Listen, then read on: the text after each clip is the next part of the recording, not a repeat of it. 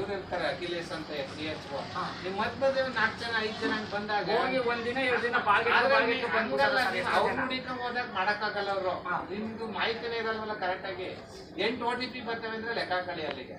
ಆ ಕಾರ್ಡ್ ಮಾಡ್ಬೇಕಾದ್ರೆ OTP ಬೇಕು, ಮೊಬೈಲ್ ಅಲ್ಲಿ ಚಾರ್ಜ್ ಅಲ್ಲಿ ಪಟ್ಟ ಅಂತ ಹೇಳಿದ್ರೆ ಚಕ ಚಕ ಅಂತ ಕಾರ್ಡ್ 10 ನಿಮಿಷದಲ್ಲಿ ಆಗೋಯ್ತದೆ. ನೀವು ಒಂದ್ ಹೇಳಿಲ್ಲ ಅಂದ್ರೂ ಡ್ರಾಪ್ ಆಯ್ತದೆ. ಅಲ್ಲಿ ನೀವೇನ್ ಅನ್ಕೋಬೇಕೀರಾ, ನಮ್ಮನ್ನ ಅಲಿಸ್ತಾರೆ ಇವರು. ಅದು ಅವ್ರು ಮಾಡಿರೋ ಸಿಸ್ಟಮ್ ಅಲ್ಲ, ಅದು ಗೌರ್ಮೆಂಟ್ ಆಪ್ ಅಲ್ಲಿ ಹಂಗ ಮಾಡಿರ್ತಾರೆ ಅಂತಂದ್ರೆ ನೀವೇ ಅಂತ ನೀವೇನ್ ಮಾಡ್ಬೇಕು ಅಂದ್ರೆ ನೀವು ಆಫೀಸರೇ ಫೋನ್ ಆಫೀಸರ್ ಇಲ್ಲಿ ಪ್ರಾಬ್ಲಮ್ ಇಲ್ಲ. ರೈತರು ನಿಮ್ದು ಮಾಹಿತಿ ಪ್ರಾಬ್ಲಮ್. ಇಂಥ ಬೇಸಿಕ್ ಈಗ ನೀವು ಆಧಾರ್ಗೆ ಫೋನಿಗೆ ಲಿಂಕ್ ಮಾಡ್ತಿರಲ್ಲ, ಬ್ಯಾಂಕ್ ಅಕೌಂಟ್ಗೆ ಇದಕ್ಕೆ ಲಿಂಕ್ ಮಾಡ್ತಿರಲ್ಲ, ಮಾಡ್ತಿರೋ ಫೋನ್ಗೆ ಚಾರ್ಜ್ ಮಾಡಿಸ್ಕೊಳ್ಳಲ್ಲ, ಅದು ಕೆಲಸ ಮಾಡೋದಿಲ್ಲ, OTP ಬರೋದಿಲ್ಲ. ನಂದು ಫಸ್ಟ್ ಕರೆಕ್ಷನ್ ಆಗುತ್ತೆ. ನಿಮ್ಗೆಲ್ಲ ಕರೆಕ್ಟಾಗಿ ಇದ್ದು ಮಾಡಬೇಕಾದ್ರೆ ಅಧಿಕಾರಿಗೆ ಬರುತ್ತೆ. ಗೊತ್ತಾಯ್ತಲ್ಲ, ಇದು ನಾವು ಗ್ರಹಿಸ್ಕೋಬೇಕು.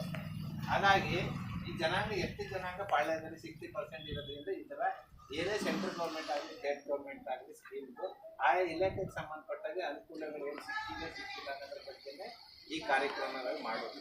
ಗೊತ್ತಾಯ್ತಲ್ಲ, ಯೋಜನೆ ಸಂಬಂಧಪಟ್ಟದ್ದು, ವ್ಯವಸಾಯಕ್ಕೆ ಸಂಬಂಧಪಟ್ಟದ್ದು ಅವರು ಹೇಳ್ತಾರೆ, ಅವರೆಲ್ಲ ಆರೋಗ್ಯ ಅಂತ ಹೇಳ್ಬೋದು. ಈ ಥರ ಬೇರೆ ಬೇರೆದೆಲ್ಲ ಇರ್ತವೆ. ಈಗ ನಮ್ಮ ಇಲಾಖೆಯಿಂದ ನಿಮ್ಗೆ ಹೇಳಿದ್ದೀನಿ, APL ಕಾರ್ಡ್ನವ್ರಿಗೆ 1.5 ಲಕ್ಷದ ತನಕ, BPL ಕಾರ್ಡ್ನವ್ರಿಗೆ 5 ಲಕ್ಷದ ತನಕ ಇನ್ಶೂರ್ಡ್ ಅಮೌಂಟ್ ಇರ್ತದೆ. ನಾವು ಈ ಸಬ್ಸಿಡಿಗೆ ಹೋಗ್ಬಿಟ್ಟು ನಿಮಗೆ ಆರ್ಟಲ್ಲಿ ಇದಾಗಿದೆ, ಕಂಟ್ ಹಾಕ್ಬೇಕು, 4 ಲಕ್ಷ ಕಟ್ಟಿ